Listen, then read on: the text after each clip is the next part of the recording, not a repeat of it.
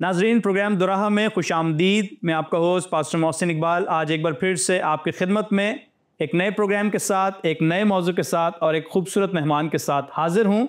आज प्रोग्राम में हम बात करेंगे एक ऐसे लफ्ज़ पर जिसमें दुनिया भर के तमाम लोगों में उस पर बात की जाती है और ख़ास तौर पर दुनिया में जितने भी अदयान मौजूद हैं उनमें भी इस लफ्ज़ की बहुत अहमियत है। तो आज हम बात करेंगे मौजज़ा के हवाले से। मौजज़ा की अहमियत क्या है, आज का हमारा मौजू होगा। और इस खूबसूरत मौजू पर गुफ्तगू करने के लिए आज स्टूडियो में हमारे साथ खुदा के खादिम पास्टर सैमसन जॉन साहब मौजूद हैं। मैं आपके साथ मिलकर खुदा के खादिम को आज के प्रोग्राम में खुश आमदीद कहता हूँ। बहुत शुक्रिया भाई। कैसे हैं सर आप? जी, खुदा उनका शुक्र है और मैं आपका नहायत शुक्रगुज़ार हूँ कि आपने अपने प्रोग्राम में मदद किया और उम्मीद करता हूँ कि ये प्रोग्राम बहुत से लोगों के लिए बरकत का बाइस होगा। Thank you very much sir. आज की गुफ्तगू का आगाज़ हम करेंगे और आपसे मैं पहला सवाल भी करना चाहूँगा कि जिस तौर से मैंने बताया कि आज हम मौजज़ा की अहमियत पर बात करेंगे, तो आपसे ये जानना चाहेंगे कि मौजज़ा क्या है, मौजज़ा की तारीफ़ क्या है? बहुत अच्छा सवाल है आपका और ये प्रोग्राम अपनी ज़ात में बहुत मुनफरिद है और मैं आपका बहुत अप्रिशिएट करता हूँ इस प्रोग्राम के लिए, बल्कि इस मौजू के लिए, क्योंकि बहुत कम ऐसा होता है कि इस मौजू पर बात की जाती है। और मौजज़ा से मुतल्लिक़ चूँकि हम जिस खित्ते में रहते हैं जी, वहाँ पर मौजज़ात को बहुत अहमियत दी जाती है, ना सिर्फ मसीहियत में बल्कि तमाम मज़ाहिब में जो मौजज़ात हैं वो काफ़ी अहमियत के हामिल हैं। और इसकी अहमियत और अफादियत को जो है उसकी अहमियत को कबूल किया गया है। और आप देखें कि मौजज़ा जो है इसका मादा जो है ये ऐन, जीम और ज़े से है, अजज़। तो मौजज़ा का जो मायनी है आजिज़ करना, तो मतलब ये है कि कोई ऐसा अमल जो इंसान को आजिज़ होने पर मजबूर कर दे, इसे मौजज़ा कहा जाता है। और इसका ताल्लुक़ कहीं ना कहीं माफ़ूक़ुल फ़ितरत के साथ है। जी, यानी कि गैर मामूली ऐसी कोई चीज़ जो कि आम फ़ितरत के असूल के मुताबिक काम नहीं करती और जो फ़ितरत के कवानीन से हट कर कोई चीज़ वक़ूअ में आती है उसे हम मौजज़ा कहते हैं।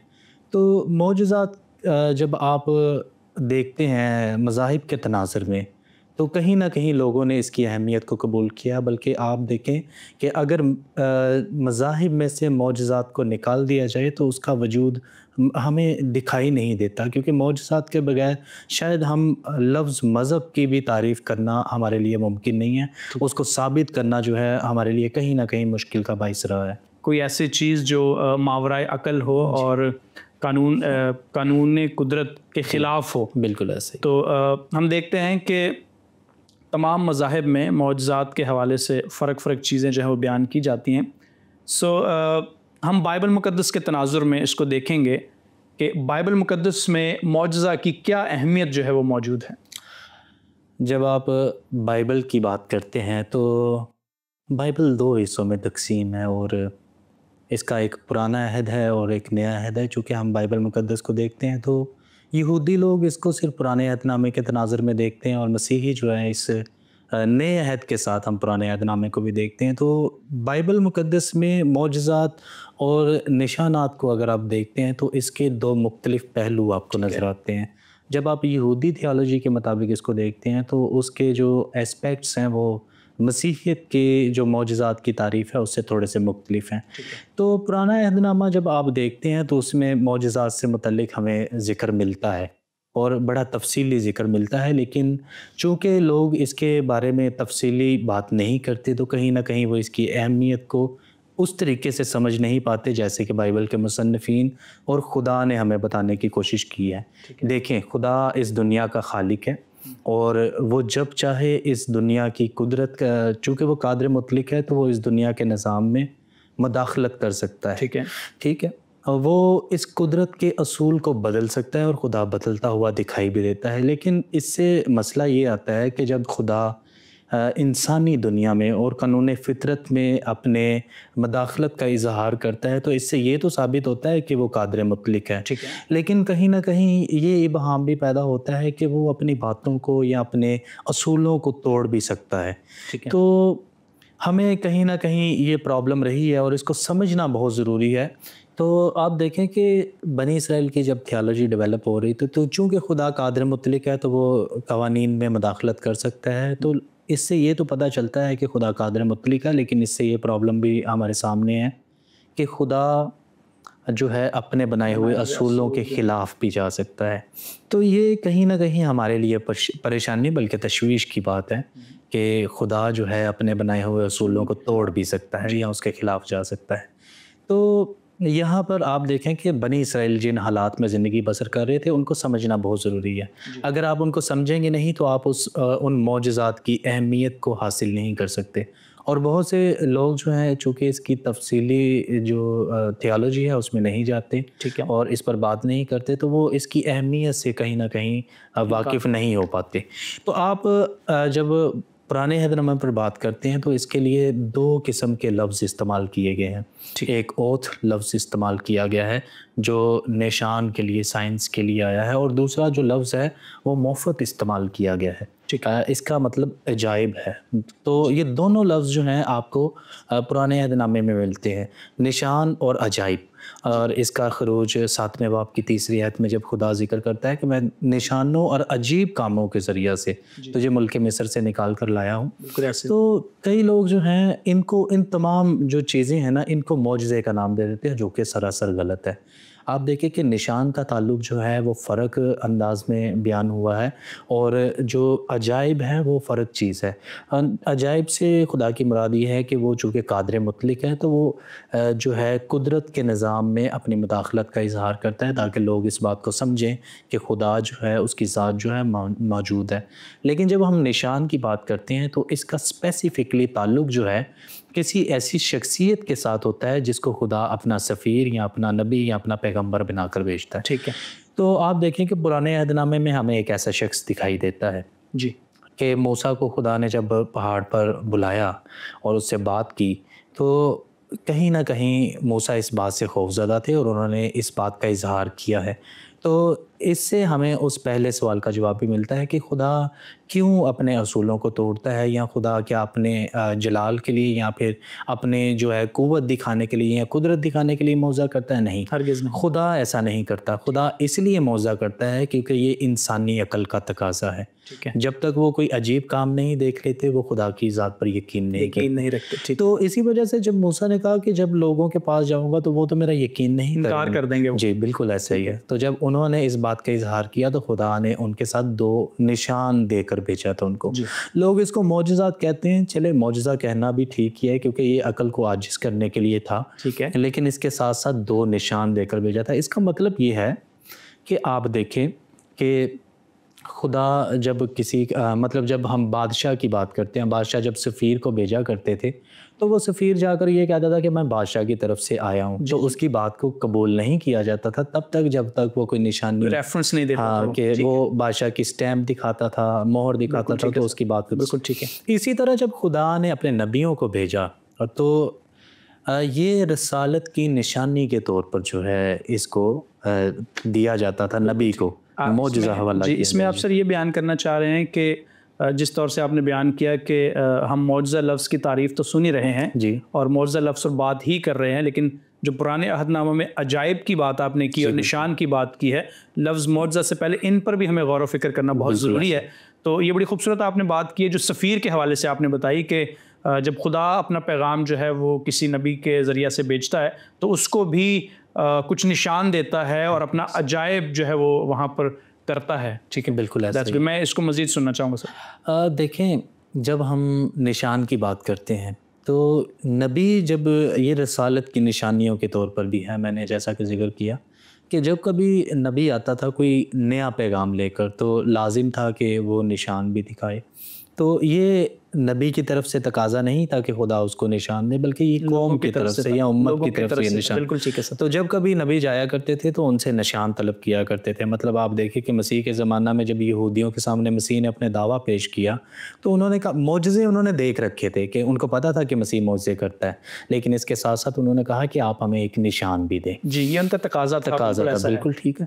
تو آپ دیکھیں کہ موسیٰ کو جب بھیجا گیا تو بنی اسرائیل کو جو ہے چونکہ وہ بھی اس بات کا تقاضا کر سکتے تھے تو اپنے پیغام کو ثابت کرنے کے لیے نبی کو ہمیشہ معجزہ دیا جاتا ہے. ٹھیک ہے. کچھ لوگ ایسا کہہ سکتے ہیں اور یہ سوال اپنے دل میں لا سکتے ہیں یا آ بھی سکتا ہے. اس کی وجہ یہ ہے کہ بہت سارے ایسے نبی بھی ہیں جنہوں نے معجزات نہیں کیے. ٹھیک ہے. تو میں نے جیسا کہ بتایا کہ رسالت کو ثابت کرنے کے لیے نشان دیے جاتے تھے. کچھ نبی ایسے ہیں جن کو اپنی رسالت کو ثابت کرنے کی ضرورت پیش نہیں آئی, تو انہوں نے کوئی معجزات نہیں دکھائے بلکہ ان کے کلام کو قبول کر لیا گیا, ان کی رسالت کو, اتھارٹی کو قبول کیا گیا, اس لیے انہوں نے معجزے نہیں دکھائے. لیکن جن لوگوں کی رسالت کو, ان کی جو دعویٰ ہے, الہام کا جو دعویٰ تھا یا پیغمبری یا نبوت کا جو دعویٰ تھا, جب ان کو قبول نہیں کیا گیا تو ان کو معجزات کی قوت دی گئی. آپ دیکھیں کہ رسالت کو یا رسول کو قبول کرنے کا جو کرائیٹیریا بائبل مقدس میں بیان کیا گیا ہے وہ مختلف ہے, اور ہم جو انسان ہیں اگر اس کو ریشنل طریقے سے دیکھیں یا اپنے کرائیٹیریا پر لائیں تو ہم 3 طریقوں سے نبی کو جو ہے دیکھتے ہیں کہ نبی میں کیا کوالٹیز ہونی چاہیے. ٹھیک ہے. مثال کے طور پر اس کی سیرت کو دیکھا جائے گا جی کہ اس کی سیرت کیسی ہے. دوسرا, اس کی کلام کی خوبیوں پر غور کیا جاتا ہے کہ اس کا لایا گیا کلام کیسا ہے. ٹھیک ہے.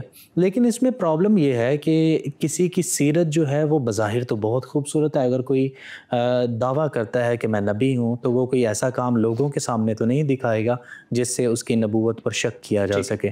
تو سیرت کہیں نہ کہیں اس کے دعوی الہام کو پرکھنے کے لیے کافی جو ہے دلیل نہیں ہو سکتی یا کرائیٹیریا یا معیار نہیں ہو سکتا.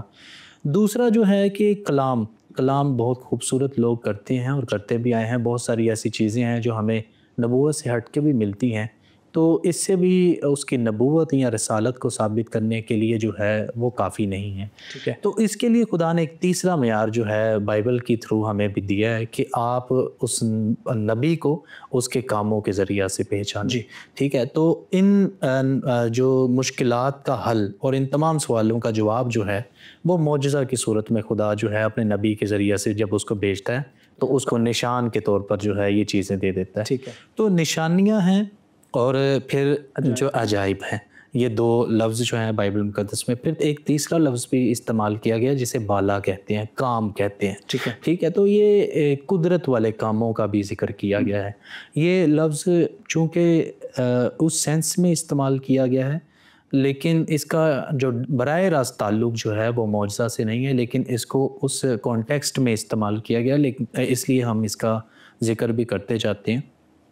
تو کل ملا کر جب آپ دیکھتے ہیں اس چیز کو تو خدا کا جو منصوبہ تھا انسانیت کے لیے معجزات کا جو تعلق ہے وہ اس لیے نہیں ہے کہ خدا اپنے آپ کو منوانا چاہتا ہے. ٹھیک ہے. ڈرا کر تو کوئی بھی اپنے آپ کو منوا سکتا ہے اور ایسا ہوا بھی ہے. دنیا تاریخ میں ایسے بہت سے لوگ گزرے ہیں جنہوں نے اپنے آپ کو منوایا ہے, ڈرا دھمکا کر اپنی قوت کو ظاہر کر کے زیر سایہ رکھنے کے لیے. تو خدا کا طریقہ ایسا نہیں ہے. خدا جب کسی کو جو ہے اپنے آپ کو کسی پر ظاہر کرتا ہے تو اس کا طریقہ یہ ہے کہ وہ اپنے نبیوں کے ذریعہ سے پہلے تو کلام کرتا ہے, پھر اس کلام کی اس کو ثبت کرنے کے لیے, اس کو ثابت کرنے کے لیے پھر وہ معجزات دکھاتا ہے کہ میں الہی قدرت کا مالک ہوں اور یہ جو پیغمبر ہے یا پھر جو نبوت کا دائی ہے یہ میرا ہی بھیجا ہوا شخص ہے, تو آپ اس کو قبول کریں, اس کی اتھارٹی کو قبول کریں.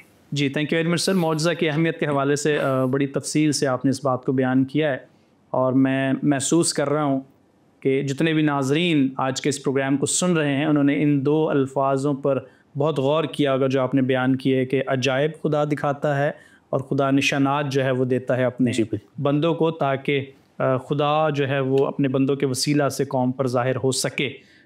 بالکل سر, ہم بات کریں گے, تھوڑا سا آگے بڑھیں گے آج کے پروگرام میں. معجزات کی سر ہم بات کر رہے ہیں تو کتاب مقدس میں سچے معجزات اور جھوٹے معجزات کا بھی ذکر ہمیں ملتا ہے. تو ہم کیسے پہچانیں گے کہ سچے معجزات کون سے ہیں اور جھوٹے معجزات کون سے؟ بالخصوص آپ کے ذہن میں بھی یہ بات آ رہی ہوگی کہ مقدس موسیٰ جب فرعون کے دربار میں گئے تو وہاں پر بھی معجزات ہوئے. تو ہم کیسے اس کو پہچانیں گے, ہم کیسے الگ الگ کر سکتے ہیں اس بات کو؟ دیکھیں, معجزات کا جو براہ راست تعلق ہے وہ خدا کی ذات کے ساتھ ہے, اس لیے لیکن کہیں نہ کہیں ایک مخالف قوت ہے وہ بھی اس دنیا میں کام کر رہی ہے اور خدا اس کا ذکر بھی کرتے ہوئے دکھائی دیتے ہیں. ٹھیک ہے. تو اس کی اہمیت کو اس قدر بیان کیا گیا ہے کہ خدا کہتا ہے کہ اگر آپ نے ان کاموں کا انکار کیا تو آپ کہیں نہ کہیں خدا کا انکار کرتے ہیں. ٹھیک ہے، چونکہ یہ معجزات خدا کی طرف سے ہیں، اگر آپ اس کا انکار کر دیتے ہیں تو آپ خدا کے قادر مطلق اور اس کی قدرت کا انکار کرتے ہیں. تو اس کے لیے خدا نے اس بات کو جو ہے لوگوں کے سامنے رکھا کہ آپ اس کی قدرت کو قبول کریں. تو جن لوگوں نے معجزات دکھائے ہیں، بالکل آپ نے درست بات کی کہ فرعون کے جو محل ہے اس کے اندر بھی ایسے کام ہوئے. تو اس کا کرائٹیریا بھی خدا نے، چونکہ خدا کو معلوم تھا کہ انسان کو بھی کہیں نہ کہیں یہ قوت حاصل ہے کہ وہ اپنی طرف سے معجزات کرنا چاہے یا ابلیس کے ذریعہ سے ان غلط ذرائع کو استعمال کرتے ہوئے اگر معجزات دکھانا چاہے تو وہ کہیں نہ کہیں لوگوں کو گمراہ کرنے کے لیے اس قسم کی حرکتیں کرتا ہوا، کیونکہ آپ نے بیان کیا کہ منفی قوت بھی ساتھ ساتھ موجود ہے. تو اس کا جواب جو ہے خدا نے استثنا کی کتاب موسیٰ کی معرفت ہی ہمیں دیا کہ آپ دیکھیں کہ وہاں پر لکھا ہے کہ اگر کوئی نبی اس قسم کے معجزات دکھانے میں کہیں نہ کہیں کامیاب ہو جاتا ہے تو اس کے لیے بھی ہمیں وہ کرائٹیریا جو ہے رسالت کا وہ ہمیں دکھائی دیتا ہے کہ اگر وہ تمہیں غیر معبودوں کی طرف بلائے. معجزات دکھانے کا مقصد کیا ہے؟ کہ آپ کو عاجز کر لیا جائے، کہ آپ کو اس کی قدرت کو یا آپ اس کے اختیار کو قبول کریں. بالکل. تو اس کے لیے دوسرا کرائٹیریا جو ہے خدا کی ذات ہمیں دیتی ہوئی دکھائی دیتی ہے کہ وہ آپ کو غیر معبودوں کی طرف بلائیں. تو ایسا شخص اگر معجزہ دکھانے میں کامیاب ہوتا ہے تو ہمیں اس کا یقین نہیں کرنا چاہیے. دوسری چیز کہ خدا نے یہ بھی ظاہر کر دیا تھا چونکہ ایسے لوگ آئیں گے، اور لیکن ان کے معجزات میں اور حقیقی معجزات میں بہت فرق ہے. آپ دیکھیں کہ موسیٰ جب اپنا معجزہ پیش کرتے ہیں، اپنی نشانی پیش کرتے ہیں کہ وہ اپنی لاٹھی کو پھینکتے ہیں تو وہ سانپ بن جاتا ہے. تو جو مخالف لوگ تھے انہوں نے بھی اپنی لاٹھیاں پھینکی اور وہ بھی سانپ بنے. لیکن آپ دیکھیں کہ موسیٰ کا جو عصا تھا اور جو سانپ بن گیا تھا ان کے سانپوں کو نگل گیا. تو ان کا جو معجزہ ہے وہ قائم نہیں رہ سکتا. ان کی جو بات ہے وہ قائم نہیں رہتی. اس لیے خدا نے اس کرائٹیریا کو جو ہے انسان کے سامنے رکھ دیا کہ ان کی باتیں کہیں نہ کہیں مطلب ان کے جو کام ہیں کہیں نہ کہیں ظاہر تو ہوں گے لیکن یہ دیر پا نہیں ہے. آپ دیکھیں گے چونکہ ہمارے ہاں جو ایشیائی کلچر ہے تو ہمیں یہاں پر بھی ایسے بہت ساری چیزیں دیکھنے کو ملتی ہیں کہ ہمارے ہاں یہ تصور پایا جاتا ہے، اور یہ لوگ بھی جو زندگی بسر کر رہے تھے ان کی زندگی میں بھی اس بات کی بہت اہمیت تھی. یہ معجزات دیکھنا چاہتے تھے، نہ صرف دیکھنا چاہتے تھے بلکہ ان سے عاجز ہو کر ان پر یقین بھی لے آتے تھے. تو بنی اسرائیل کا بھی معاملہ یہی تھا، اور خدا نے اس بات کو پہلے سے ہی بھانپ لیا تھا کہ ایسے لوگ آئیں گے. اور ان کی نفسیات جو ہے وہ اس قسم کی ہے کہ اگر اس قسم کا یہ کوئی کام دیکھ لیں تو یہ اس کے پیچھے جا سکتے ہیں. تو اس لیے خدا نے ان سچے اور جھوٹے معجزات میں تقسیم کر کے ہمارے سامنے رکھ دیا ہے. اور آج کا جو انسان جب ہم زندگی بسر کرتے ہیں، میں اپنی مثال ہی دے کے کہتا ہوں کہ میرے سامنے اگر کوئی ایسی بات آتی ہے ٹھیک ہے تو جو میری عقل کو دنگ کر دے، جو مجھے ورطہ حیرت سوچنے پر مجبور کر کہ بھئی ایسا کام کیسے ممکن ہے، تو کہیں نہ کہیں میرے دل کے جو خیالات ہیں وہ متزلزل ہوں گے اور ایک وقت کے لیے میں بھی سوچوں گا کہ یہ کیسے ممکن ہے، اور میں اس کی تشویش کو دور کرنے، اپنی تشویش کو دور کرنے کے لیے اس کی تحقیق بھی کروں گا ٹھیک ہے، اور دیکھوں گا کہ یہ معجزہ کیسے وقوع میں آیا ٹھیک ہے. تو خدا اس کو لیے کہ انسان اس نہج پر پہنچے اس کے لیے پہلے ہی معیار جو ہے وہ رکھ دیا گیا ہے کہ آپ اس کا پیچھا کرتے ہوئے اس نہج پر نہ جائیں کہ آپ کو تحقیق کرتے ہوئے انسان اپنے گھر تک لے کر جائیں ٹھیک ہے، اور وہاں جا کر آپ کی گمراہی کا جو سامان اس کے پاس ہے وہ آپ کے سامنے پیش کرے اور خدا کی راہ سے ہٹا دے. تو معجزات کا کہیں نہ کہیں جہاں یہ تعلق ہے کہ وہ خدا کی قدرت کو ظاہر کرتے ہیں، تو معجزات انسان کے لیے جو ہے آزمائش کا باعث بھی رہے ہیں. تو لوگ بہت سے ایسے بھی ہیں جنہوں نے معجزات دیکھ کر اپنے ایمان کو کھو بھی دیا. تو ہمیں اس میں فرق کرنا بھی ضرور ہے. بالکل ضروری ہے. پاسٹر صاحب میرے ذہن میں ایک اور بات آ رہی ہے جب کہ یہ سوال ہے کہ سچے اور جھوٹے معجزات کے حوالے سے، تو مقدس ایلیا کا جو دور ہے وہ بھی میرے سامنے آ رہا ہے کہ وہاں پر بھی جھوٹے نبیوں کا بھی ذکر ہے اور خدا کے سچے نبی کا بھی ذکر ہے. تو اس حوالے سے بھی میں آپ سے سننا چاہوں گا کہ جہاں پر اتنے سارے جھوٹے نبی موجود ہیں وہاں پر ایک خدا کا سچا بندہ جو ہے وہ موجود ہے، تو اس پر بھی روشنی ڈالیے گا. دیکھیں میں جیسا کہ پہلے بیان کر چکا ہوں کہ جھوٹے نبیوں کے جو ہے وجود سے ہم انکاری نہیں ہیں ٹھیک ہے، کہ بہت سے ایسے لوگ ہیں جو کسی اور میڈیم کو استعمال کرتے ہوئے کچھ ایسے کام دکھانے میں کامیاب ہوئے ہیں. آپ نے مقدس ایلیا کا ذکر کیا، آپ دیکھیں کہ ان کے زمانہ میں بھی ایسے لوگ موجود تھے. ٹھیک ہے. اور لیکن خدا نے وہاں پر جو کرائٹیریا ہم نے ابھی تھوڑی دیر پہلے ڈسکس کیا ہے، اس میں بھی میں نے آپ کو کہا کہ ان کے جو پیغام ہے اس کو بھی ہم فراموش نہیں کر سکتے. تو یہ 3 چیزیں ہیں جو ایک دوسرے کے ساتھ تعلق رکھتی ہیں، علاقہ رکھتی ہیں، کہ ان میں سے کسی ایک کو چھوڑ دیا جائے تو ہم سچے اور جھوٹے میں تقسیم نہیں کر پائیں گے. آپ نے ایک بات اور سر بیان کی تھی کہ ہم نے اس معجزات کو دیکھنا ہے کہ وہ لے کر کہاں پر ہمیں جا رہے ہیں. بالکل ایسا ہی ہے. ٹھیک ہے، تو آپ جاری رکھیں سر. تو اب وہ پیغام دیکھیں کہ ایلیا کے زمانہ میں جو نبی نبوت کر رہے تھے، ان کا جو پیغام تھا وہ کس کی طرف، ان کو بال کی طرف لے جانے کی غیر معبود کی طرف. اور آپ دیکھیں کہ مسیح خداوند نے بھی ایسے لوگوں کا ذکر کیا. مسیح نے کہا کہ اگر آپ دیکھیں کہ ایک زمانہ آئے گا کہ کچھ لوگ آئیں گے جو میرے نام سے نبوت بھی کر رہے ہیں اور معجزات بھی دکھا رہے ہیں، بلکہ ایسے معجزات بھی دکھائیں گے کہ آسمان سے آگ بھی نازل کروانے میں کامیاب ہوں گے،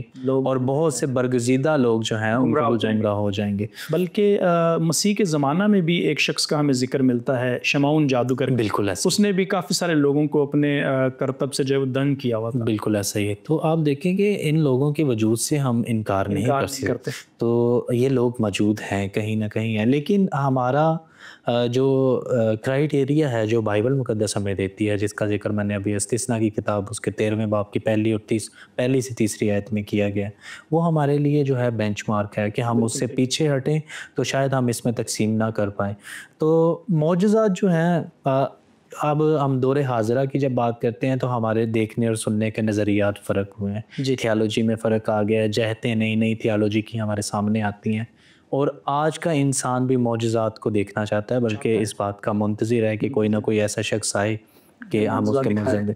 تو لیکن آج کے معجزات میں اور تب کے معجزات میں آپ کو فرق بھی دکھائی دیتا ہے کہ ایسا شخص جب خدا کے نام سے کوئی معجزہ کرتا تھا تو اس کا چرچا جو ہے پورے اسرائیل میں ہو جاتا تھا. آج بھی لوگ آپ دیکھیں، ہمارا جو ایشیائی کلچر ہے وہ اس بات کے کو اتنی اہمیت دیتا ہے کہ ہم پولس رسول کی اس بات کو اپنے سامنے رکھیں کہ یہودی لوگ جو ہیں وہ نشان دیکھنا چاہتے تھے، اور یونانی لوگوں کا تھوڑا سا فلسفہ کی طرف دھیان تھا، تو وہ حکمت کی تلاش میں رہتے تھے، اور یہودی نشان کی. تو ہمارا جو کلچر ہے وہ کہیں نہ کہیں تعلق رکھتا ہے، علاقہ رکھتا ہے کہ ہم عجیب باتوں کو دیکھنے کے نشان دیکھنا چاہتے ہیں. تو آج کا جو مسیحی ہے یا آج کا جو عام شخص ہے جس کا تعلق کسی بھی مذہب سے ہو، اگر اس کا تعلق جو ہے ایشیا کے ساتھ ہے، اس کا علاقہ جو ہے برصغیر پاک و ہند ہے، تو اس میں تو آپ کو یہ بہت زیادہ ملیں گی. بلکہ اس چیز پر تو میں آپ سے سر یہ سوال بھی پوچھنا چاہوں گا کہ آج کے دور میں جیسے آپ نے بیان کیا کہ لوگ ایشیا سے جو تعلق رکھتے ہیں وہ نشان دیکھنا چاہتے ہیں، معجزہ دیکھنا چاہتے ہیں، لیکن ہمیں سر اس میں تھوڑا سا امتیاز یہ کرنا ہوگا، اور آپ کے وسیلہ سے میں یہ سیکھنا چاہوں گا، ناظرین تک بھی اس بات کو ہم پہنچائیں گے کہ آج بھی بہت سارے لوگ جو ہیں وہ معجزہ دیکھتے ہیں، ان کی زندگی میں معجزہ ہوتا ہے، پھر پیچھے چلنا شروع کر دیتے ہیں، اور ان کو معلوم نہیں ہوتا ہے کہ یہ راستہ کس طرف ہمیں لے جائے گا. تو جو آج کا ایک مسیحی ہے اس کو کیا کرنا چاہیے؟ اس کو اس صورتحال کو دیکھتے ہوئے کون کون سی ایسی چیزیں جو اس کو اپنی زندگی میں اپنانی ہوں گی؟ دیکھیں، معجزات، انسان معجزہ کیوں چاہتا ہے؟ 2-3 فیکٹر ہیں جو انسان کی زندگی میں بہت اثر انداز ہوتے ہیں، جس کی وجہ سے وہ معجزات کی طرف اپنا رجوع کرتا ہے. ان میں سب سے پہلا یہ ہے کہ ہمارے حالات جو ہیں وہ اتنا تشویشناک ہیں. اس خطے میں رہتے ہوئے جب ہم زندگی بسر کر رہے ہیں تو آپ اور میں اس بات سے واقف ہیں کہ انسان بہت ساری پریشانیوں میں مبتلا ہے. تو وہ اپنی پریشانیوں سے رہائی کے لیے جو ہے کسی ایسے معجزے کی تلاش میں رہتا ہے کہ صبح جب وہ اٹھے تو اس کے حالات اور دنیا جو ہے وہ بالکل فرق ہو. لیکن ایسا ہوتا نہیں. جی، تو وہ جب ہم ایسی دنیا میں رہتے ہیں، ایسے علاقے میں زندگی بسر کر رہے ہیں، تو ہماری زندگی میں معجزات کی اہمیت بڑھ جاتی ہے. تو اس کا جو ڈائریکٹ تعلق ہے وہ غربت کے ساتھ بھی ہے کہ چونکہ انسان غریب ہے، اس کے پاس کئی ایسے لوگ ہیں جن کو ادویات کا جو ہے پیسے نہیں ہوتے، تو وہ ایسے لوگوں کے پاس جاتے ہیں اور وہ یہ سمجھتے ہیں کہ ان سے ہمیں سستا اور معیاری آرام مل جائے گا، دیر پا آرام ملے گا. کچھ ہماری نفسیات کا یہاں پر بہت زیادہ تعلق ہے، اور میں اس سے زیادہ غربت سے زیادہ اس بات کی طرف جاتا ہوں کہ ہمارا چونکہ ایشیائی کلچر ایسا ہے کہ آپ دیکھیں کہ یہاں پر آپ جوتا الٹا پڑا ہوگا تو وہ کہیں گے کہ اس سے کوئی نہ کوئی ناگہانی صورتحال انسان پر آ سکتی ہے، اس لیے اس کو سیدھا کرنے کی ضرورت ہے۔ تو ہمارے تصورات میں اور ہمارے خیالات میں یہ چیزیں ایسی رچ بس گئی ہیں کہ ہم اس سے جان نہیں چھڑا سکتے۔ تو آپ دیکھیں کہ ایسے لوگ جہاں پر اس قسم کے کام ہوتے ہیں وہاں پر آپ کو تھوک کے حساب سے لوگ ملتے ہیں۔ بالکل تو کسی کو سر درد سے آرام چاہیے، کسی کو پیٹ درد سے آرام چاہیے، کئی بدروہوں سے گرفتار اور تنگ ہو کر ایسے لوگوں کے پاس جاتے ہیں۔ تو اس سے آپ دیکھیں کہ اس کا تعلق کسی بھی مذہب کے ساتھ نہیں ہے، ٹھیک ہے۔ یہ آپ ایسے لوگ جو ہیں وہ یہ نہیں دیکھتے کہ سامنے والے کا ایمان کیا ہے، ٹھیک ہے، وہ کیا تعلیم دیتا ہے۔ ان کو تعلق صرف اور صرف معجزہ کے ساتھ ہوتا ہے کہ مجھے اس بات سے رہائی چاہیے اور اس کے لیے مجھے کسی بھی حد تک جانا پڑے تو میں جاؤں گا۔ تو یہاں پر یہ پرابلم رہی ہے اور ہمیں کہیں نہ کہیں اس کو ایڈریس کرنے کی ضرورت ہے۔ تو خدا جب اپنی قدرت کا اظہار کرتا ہے تو اس کا مقصد یہ نہیں ہوتا کہ وہ جو ہے اپنی مشہوری کے لیے کہ لوگ ہمیشہ اس کے پاس جمع رہیں، ایسا نہیں ہے۔ مسیح خداوند کے معجزات پر بھی جب آپ غور کرتے ہیں تو مسیح نے ایسے معجزات نہیں کیے ہیں کہ وہ جگہ جگہ پر جا کر تمام بیماروں کو، بلکہ آپ دیکھیں کہ پول پر بہت سے بیمار پڑے ہوئے تھے، لیکن ان کا دھیان جو ہے 38 برس کے بیمار پر اس لیے گیا تاکہ وہ اس ایمان کو یا اس تعلیم کو جو وہ کر رہے تھے، اگر خدا نے موقع دیا تو ہم ان معجزات پر بھی ضرور بات کریں گے، لیکن یہ معجزات جو ہیں یہ مشہوری کے لیے نہیں ہیں کہ وہ مشہور ہونا چاہتے تھے یا پھر ان کا جو ہے انسان کی زندگی سے کوئی ایسا گہرا تعلق تھا کہ خدا چاہتا ہے کہ سب، ایسا نہیں ہے کہ خدا کسی کو بیمار دیکھنا چاہتا ہے، لیکن اس کا کہیں نہ کہیں مقصد یہ ہے کہ ہم اپنی زندگیوں پر غور کریں۔ کئی گناہ ایسے ہیں جن کی وجہ سے ہماری زندگی میں ایسی پرابلم آ جاتی ہے، مطلب اس کی مثال ہمیں پرانے عہد نامے میں بھی ملتی ہے اور یہودی تھیالوجی اس پر کھل کر بات کرتی ہے کہ اگر آپ کی زندگی میں گناہ ہے تو آپ کا جسم بیمار ہے، ٹھیک ہے۔ کچھ گناہ ایسے ہیں جن کا تعلق آپ کی آزمائش سے ہوتا ہے، اس میں آپ کو کچھ کرنے کی ضرورت نہیں، صرف صبر کرنے کی ضرورت ہوتی ہے۔ آپ دیکھیں کہ ایوب کی زندگی میں ہمیں گناہ نظر نہیں آتا، لیکن اس کی زندگی میں ہمیں بیماری بھی نظر آتی، بالکل ٹھیک ہے۔ آپ اس غریب آدمی کی جس کا نام لازر تھا، اس کی زندگی میں کوئی گناہ ثابت نہیں کر سکتے، لیکن اس کے باوجود اس کے بدن میں بیماری نظر آتی ہے۔ پھر آپ تیسرا دیکھیں، ایک اور اگر آپ کی زندگی میں گناہ ہے تو آپ کا جسم بیمار ہے۔ پھر دوسرا ہمارے پاس نظریہ یہ ہے کہ اگر آپ نے گناہ نہیں کیا تو یہ آزمائش ہے۔ تیسرا نظریہ بھی مسیح نے ہمیں انجیل کے وسیلہ سے ہمارے حوالے کیا ہے، وہ یہ ہے کہ اگر آپ کی زندگی میں گناہ بھی نہیں، آزمائش بھی نہیں، تو یہودی لوگ یہ سمجھتے تھے، جیسا شاگردوں نے کہا کہ خداوند اس نے گناہ کیا یا اس کے ماں باپ بالکل یا یہ اندھا پیدا، تو وہ جو بیماری ہے وہ اس لیے نہیں ہے کہ آپ پر ماں باپ نے گناہ کیا ہے، بلکہ اس لیے ہے کہ خدا کے نام کو جلال۔ بہت خوبصورت بات ہے سر، میں اس بات کے لیے خدا ان کی شکر گزاری کرتا ہوں، اور یہ آخر میں پروگرام کے آپ نے بڑی خوبصورت بات کی ہے کہ کچھ معجزات انسان کی زندگی میں ایسے آتے ہیں جو خدا کی قدرت اور اس کے جلال کو ظاہر کرنے کے لیے آتے ہیں۔ Thank you very much pastor ji, ہم نے آج معجزہ کی اہمیت پر بات کی ہے اور کافی ساری ایسی باتیں ہیں جن کو تفصیل سے آپ نے بیان کیا ہے کہ پرانے عہد نامہ میں کون کون سے الفاظ تھے جن پر ہمیں غور کرنے کی ضرورت ہے تاکہ ہم حقیقی طور پر جو ہے وہ معجزہ کو سمجھنے والے ہو سکیں۔ ناظرین، میں آپ کا بھی شکر گزار ہوں کہ آپ نے آج کے اس سارے پروگرام کو سنا ہے۔ ہم بات کر رہے تھے معجزہ کی اہمیت کے حوالے سے، تو خدا کے خادم پاسٹر سیمسن جون صاحب نے بڑی تفصیل کے ساتھ گفتگو کی ہے۔ میں ایمان رکھتا ہوں کہ آپ نے بہت ساری باتوں کو اپنے پاس ڈائری میں نوٹ کیا ہے، اور اگر آپ کوئی ہم سے سوال کرنا چاہتے ہیں تو اسکرین پر دیے ہوئے نمبرز پر ہم سے آپ رابطہ کر سکتے ہیں تاکہ ہم آپ کے سوالات کے جواب دے سکیں۔ اگلے پروگرام تک کے لیے آپ ہمیں اجازت دیجیے گا۔ خدا حافظ۔